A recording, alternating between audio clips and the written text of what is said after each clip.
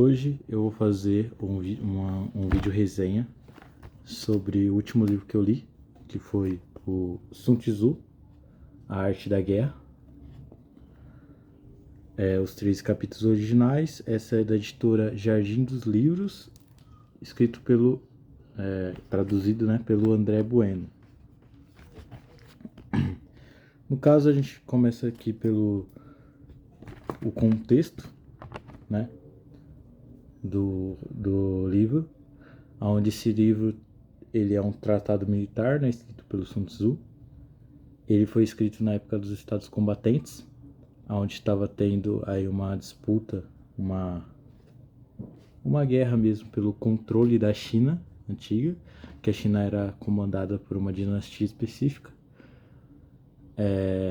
se não me engano a dinastia Zhou, e só que essa dinastia ela já estava ali nas últimas, vamos dizer assim, já estava perdendo ali poder. Então iniciou-se uma guerra entre várias, acho que umas 4, 5 dinastias que buscavam o controle da China antiga, Essa foi a época dos Estados Combatentes, bem antigo mesmo, é uma época aí antes de Cristo, não tenho o número agora, mas é bem no passado mesmo.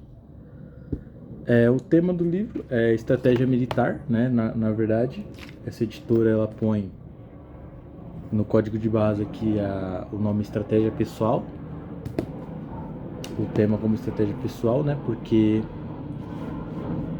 obviamente esse livro vai falar mais do contexto da guerra, então vai ser uma estratégia mais militar, mas a gente consegue trazer vários ensinamentos desse livro para a nossa vida pessoal.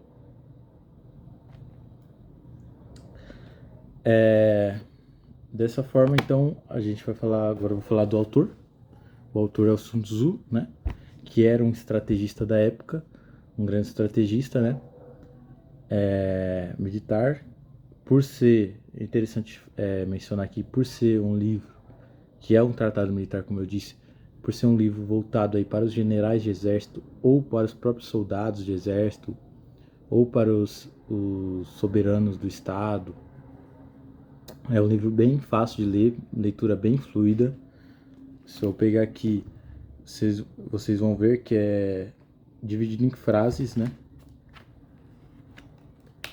É difícil você ver, acho que não lembro de alguma página que tenha só texto, com parágrafos, tudo geralmente são frases, parágrafos bem separados em frases mesmo, bem fácil de ler mesmo. Assim, por exemplo, uma frase aqui, outra frase aqui, outra frase aqui. Então é bem fácil de ler por ser um livro voltado para esse público, que são guerreiros. Então não tem necessidade de ser muito técnico.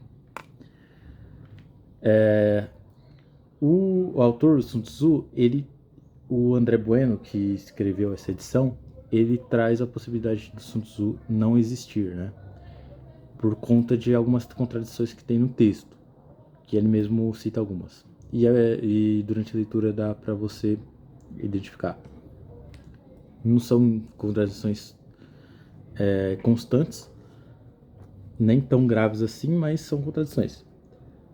Por essas contradições, o André Bueno traz essa possibilidade dele não existir, de na verdade esse ser um livro escrito por vários estrategistas da época que cada um escrevia os seus textos com as suas ideias e juntaram todos na arte da guerra. Essa é uma possibilidade, uma teoria. Mas também ele pode muito bem ter existido sim, e essas contradições variam dependendo da circunstância, do que ele está falando. Mais pra frente eu vou mencionar uma contradição e vai ficar mais claro. O Sun Tzu, ele, pelo que isso já é uma interpretação minha, nesse livro, ele trazendo contexto, que o André Bueno traz muito bem, ele traz um rompimento com o pensamento da época, que existia na China da época, que era que o bem sempre vencia o mal. Onde se você fizesse o bem, você sempre conseguiria vencer aquele que está com más intenções. O André Bueno vai citar uma passagem dessa época segundo ele, antes da escrita desse livro, que era sobre dois exércitos, o exército do Duque de Song e outro do exército do Shu, né, que é o nome do general lá. Aonde uma certa situação, o exército do Duque de Song tinha uma vantagem muito ampla, muito grande, por ter chegado na área da guerra antes das tropas do Shu, do seu inimigo.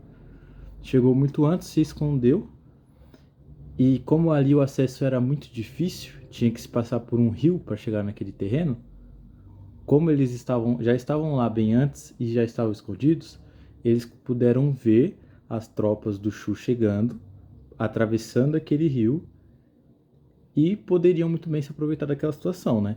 Ao passar uma parcela do exército do seu adversário, o Duque de Song poderia ordenar o ataque e com certeza a vitória era ganha já, a causa era ganha, eles iam massacrar os seus adversários, né? Mas por opção dele, do Duque de Song, de de ser nobre, né? De ser bondoso, de ser solidário, ele ordenou que o seu exército não atacasse, mesmo estando em plena vantagem. Dessa forma, ele acabou perdendo a guerra, né? Ele aguardou todos os adversários atravessarem o rio, estarem em mesmas condições ao exército dele, foi para o combate e perdeu, inclusive saiu de lá ferido o Duque de Song. E aí se perpetuou uma ideia na China, um questionamento: como é que o mal venceu o bem? Como que as tropas do Shu venceram as tropas do Duque de Song? Se ele foi tão bondoso, foi tão solitário, era para ele ter vencido a guerra, né? Era para ele ter vencido a tropa apenas por isso.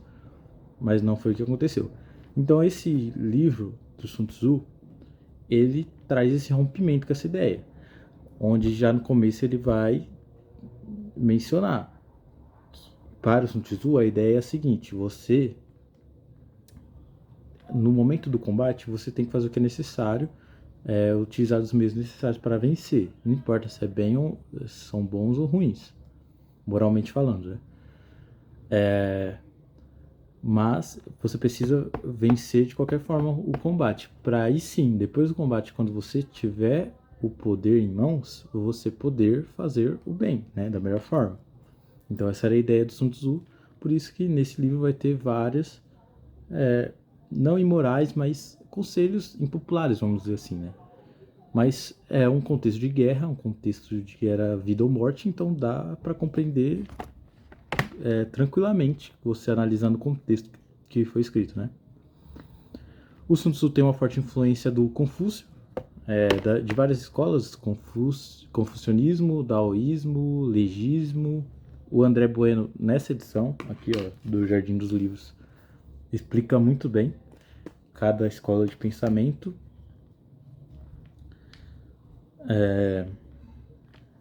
Certo. Ele vai falar muito sobre a tradução.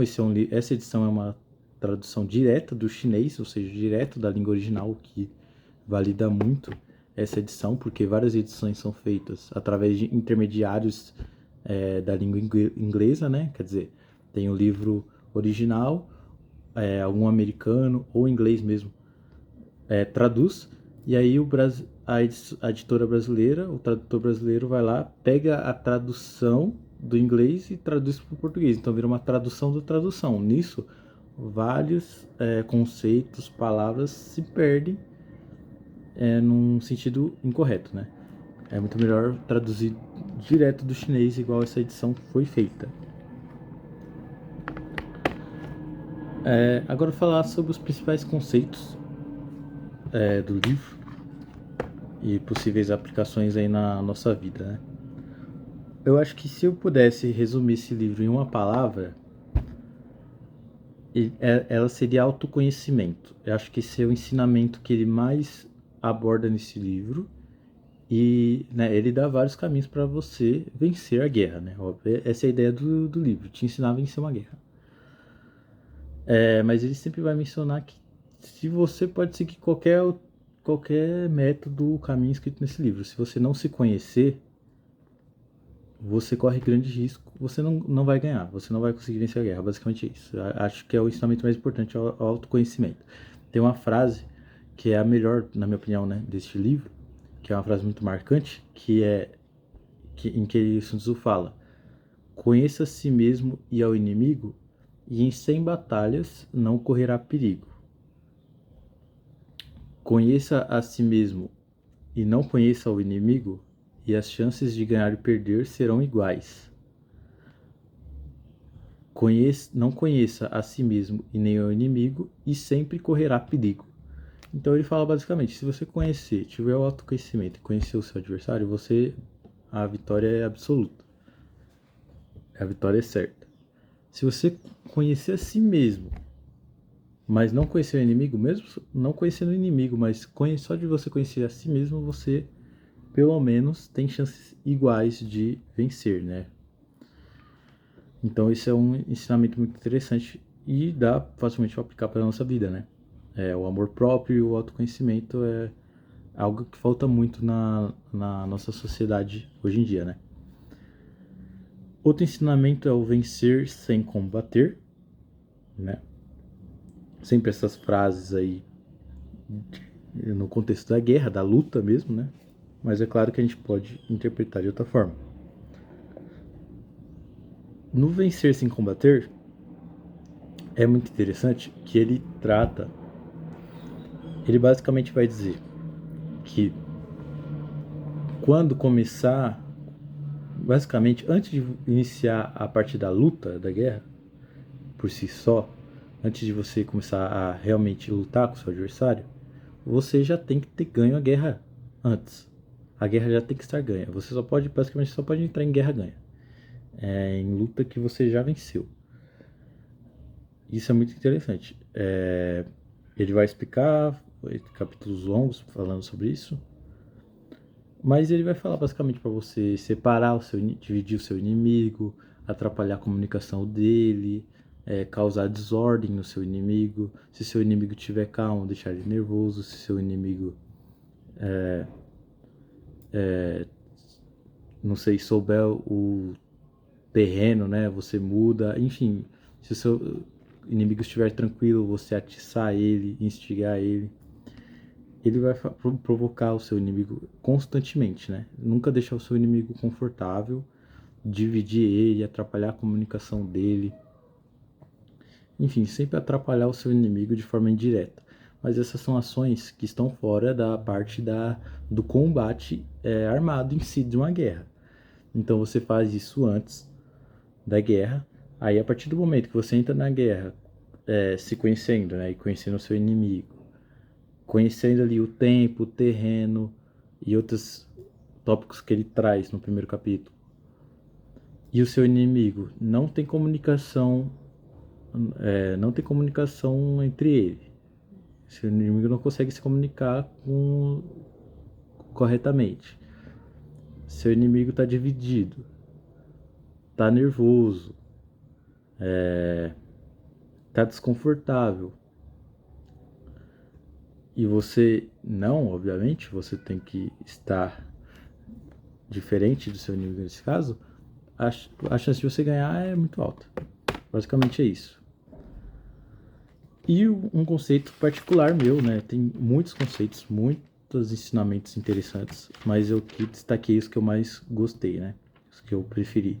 É o controle do coração. O controle do coração, ele é um subconceito que ele traz no capítulo. Ele não dá destaque. Ele não tem um capítulo para este conceito. Não tem um capítulo para autoconhecimento, mas o livro aborda isso quase inteiro. O vencer sem combater, eu esqueci o nome do nome que ele dá para isso, para este conceito, mas tem um capítulo só para isso. O controle do coração que eu trago aqui, ele é um subconceito. Ele vai trazer o controle do coração e da mente, acho. Não me lembro agora. Então é algo específico que você tem que prestar atenção lá. Eu prestei atenção e eu gostei muito do que ele chamou de controle do coração. Basicamente ele fala para atacar a desordem com a ordem,